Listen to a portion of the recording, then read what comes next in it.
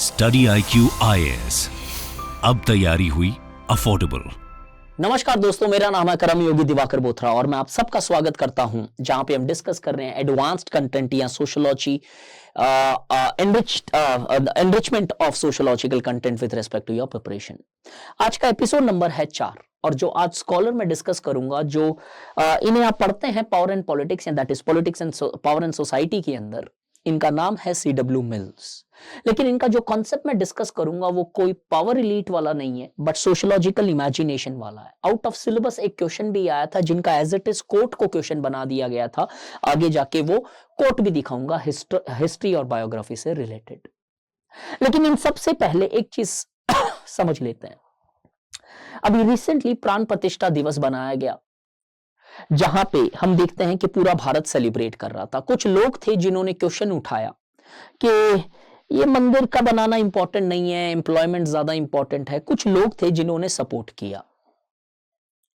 अगर हम इस सोशियोलॉजिकल इमेजिनेशन को डालें तो यहां पे दो बच्चे, एक जो एनरिचमेंट कंटेंट के लिए देख रहे हैं और एक जिन्हें लग रहा है कि सोशियोलॉजी एग्जैक्टली करता क्या है, सोशियोलॉजी से कैसे इतना बड़ा एनालिसिस या एनालिटिकल स्किल डेवलप हो जाता है, दोनों के लिए ये वीडियो अगले 15 मिनट हेल्प करेगा। जिसमें आपको राम मंदिर की भी सोशियोलॉजी मिल जाएगी, बाबरी मस्जिद की भी सोशियोलॉजी मिल जाएगी, रिलीजियस माइनॉरिटीज की प्रॉब्लम की भी सोशियोलॉजी समझ में आएगी और ऐसे पता नहीं अनगिनत इश्यूज जिनको शायद आप खुद सोशियोलॉजिकल समझ सको if you understand just these 15 minutes here. Let's see CW Mills के कुछ कोटेशंस है। Are the things happening to you are because of you alone. ये कोई कोटेशन नहीं है, ये मैंने क्वेश्चन से स्टार्ट किया है। हमारे साथ दिन ब दिन बहुत सारी घटनाएं घटती है। क्या जो चीजें हमारे साथ हो रही है, क्या हम अपने आप में अकेले उसके लिए रिस्पॉन्सिबल हैं या उसके अंदर कहीं ना कहीं समाज का, संस्थाओं का, फैमिली का, पॉलिटिक्स का, सिचुएशंस का, सबका एक मिक्सचर है जिसके बेसिस पे मैं एग्जाम क्रैक कर रहा हूं या एग्जाम फेल कर रहा हूं, दोनों कहीं ना कहीं उससे इन्फ्लुएंस्ड है। बहुत सारे यूपीएससी एस्पिरेंट्स कई बार ये बिलीव करते हैं कि वो एग्जाम इसलिए क्रैक नहीं कर पाए क्योंकि शायद उनके अंदर कैपेबिलिटी नहीं थी, और बहुत बार ये लगता है कि शायद मैं एग्जाम क्रैक कर पाया क्योंकि मेरे अंदर कैपेबिलिटी है। बट इन रियलिटी जिस समाज में आप रहते हो वो बहुत इंपॉर्टेंट रोल प्ले करता है with respect to all actions of your life. It influence is so strong that you would be astonished to see that even the pace which you choose is more or less influenced by the socialized value in the society in which you are living. Many personal troubles must be understood in terms of public issues. CW mills ये बोलते हैं कि हमारी बहुत सारी जो personal troubles है, चाहे वो डिप्रेशन ही क्यों ना हो, चाहे वो एंजाइटी ही क्यों ना हो, वो बहुत सारी ऐसी इश्यूज जो पर्सनल हमें लगती है, ट्रूली एक्चुअली देखा जाए तो वो सोशल है। मिल्स बोलते हैं सोशियोलॉजिकल इमेजिनेशन, आज का जो लेक्चर है उसका फोकस होगा सोशियोलॉजिकल इमेजिनेशन, कि ये सोशियोलॉजिकल इमेजिनेशन क्या होती है। लेकिन इसको समझने के लिए कुछ चीजें समझनी है। ये सारी पीपीटीज आपको अवेलेबल है मेरे टेलीग्राम चैनल पे, you can join that and you can t.me/दिवाकर Bothra VAKAR। Many personal troubles must be understood in terms of public issues, but ordinary people do not link their troubles with the issues of society as a whole. As sociological imagination can help in linking this society and personality. Social scientist have a moral duty, और क्योंकि ये sociology करता है तो ये social scientist, sociologist का दायित्व बनता है कि लोगों को उनके साथ जो घटना घट रही है उसे समाज के पर्सपेक्टिव से कनेक्ट करके उन्हें समझाए ताकि वो लार्जर रियलिटी से वाकिफ हो। अगर मान लो हम लार्जर रियलिटी से वाकिफ नहीं होते हैं तो क्या होगा? तो कुछ ऐसा होगा।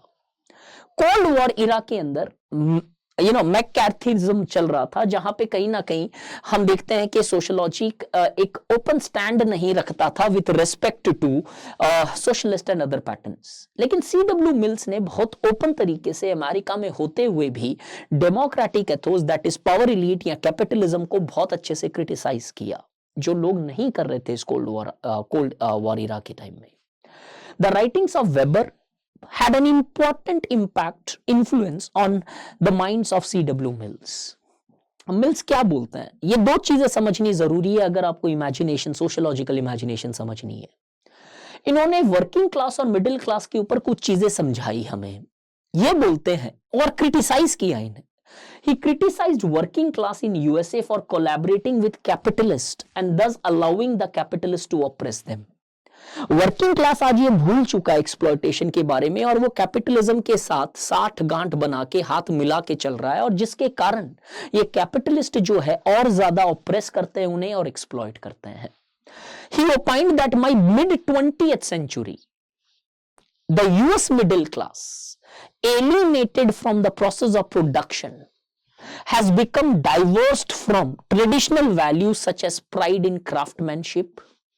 In his view, they are now cheerful robots. ये कोट एंड कोट याद रखना, कभी काम आएगा सोशियोलॉजी में। cheerful robots finding pleasure in material things but intellectually, politically and socially docile and futile, fragile और infertile। मतलब मिडिल क्लास पे विश्वास नहीं था सीडब्ल्यू मिल्स को, क्योंकि उन्हें लगता है कि वो मटेरियल प्लेजर में इतना ज्यादा रंग गए हैं, रम गए हैं कि उन्हें कुछ चीज और दिखाई नहीं देती। उन्हें प्राइड क्या होता है, ऑनर क्या होता है, सेल्फ रेस्पेक्ट क्या होता है, इनसे कोई लेना देना नहीं है। राडो की घड़ी या रोलेक्स की घड़ी जब तक हाथ में है तो उन्हें फर्क नहीं पड़ता कि वो कितना झुकने के लिए बोले जा रहे हैं या कितना झुक चुके हैं। मिडिल क्लास इस तरीके से एक्सप्लॉयटेशन को नहीं समझ पा रही है। Working class hand in glove चल रहा है कैपिटलिज्म के साथ, तो वो कैपिटलिज्म के एक्सप्लॉयटेशन से नहीं वाकिफ हो पा रही है। The failure of working class and middle class has allowed the society to be shaped by power elites.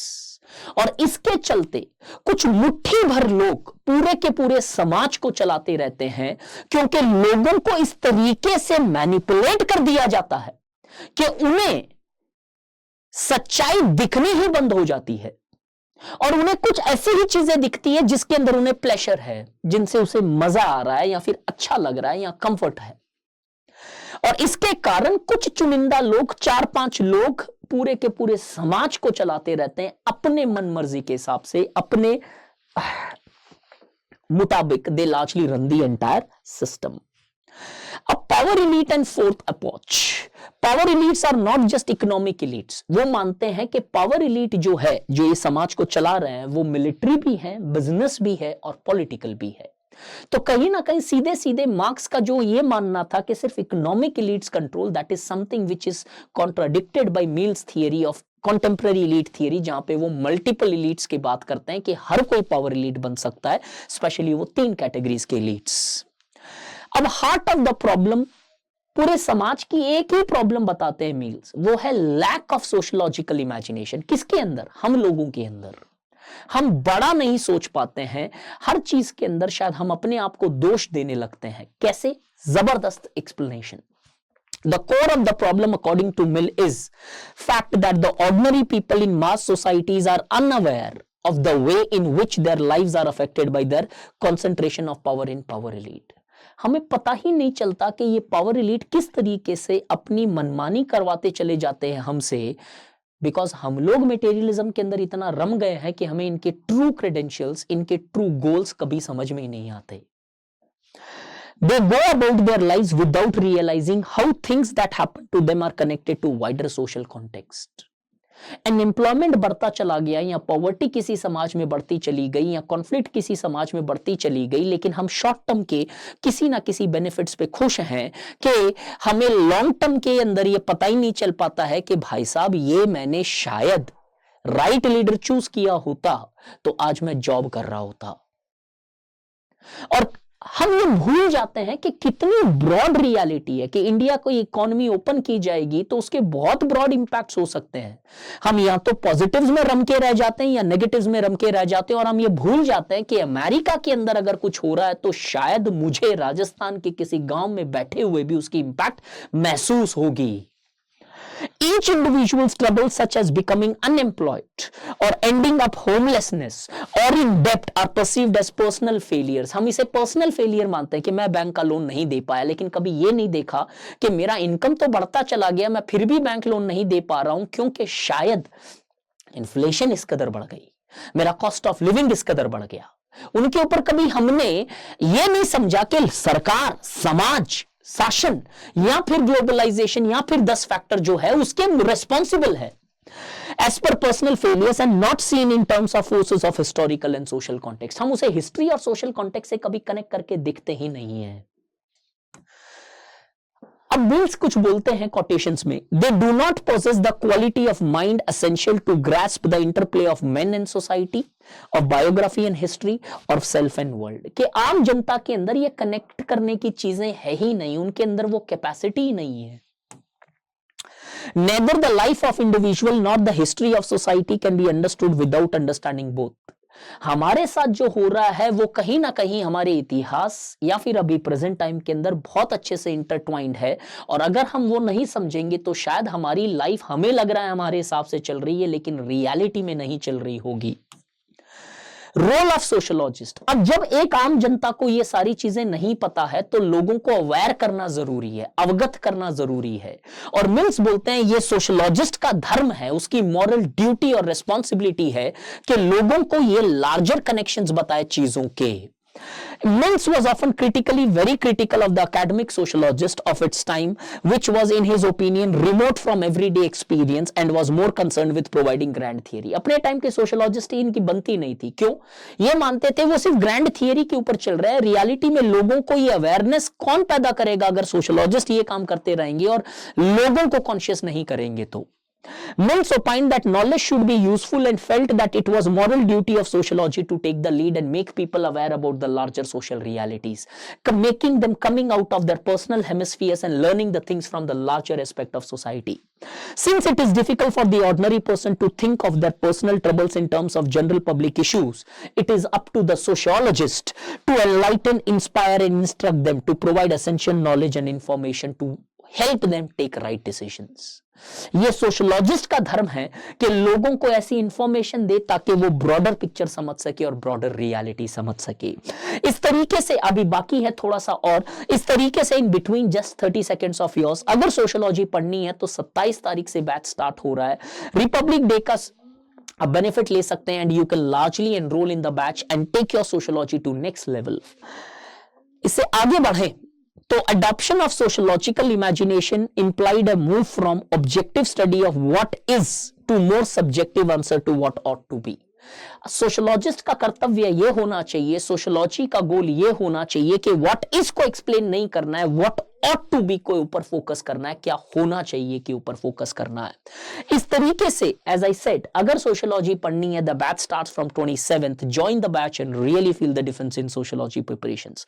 I assure you in next 5.5 months we will take our sociology to very much next level, and yes, I'm having a high hopes this time that the topper would certainly fall from sociology this year, but that doesn't make a difference. If you are having an interest, then take the discipline of sociology. Remember, it is the person who makes a discipline topper's choice. It is not the discipline which determines the topper. Thank you. Take care.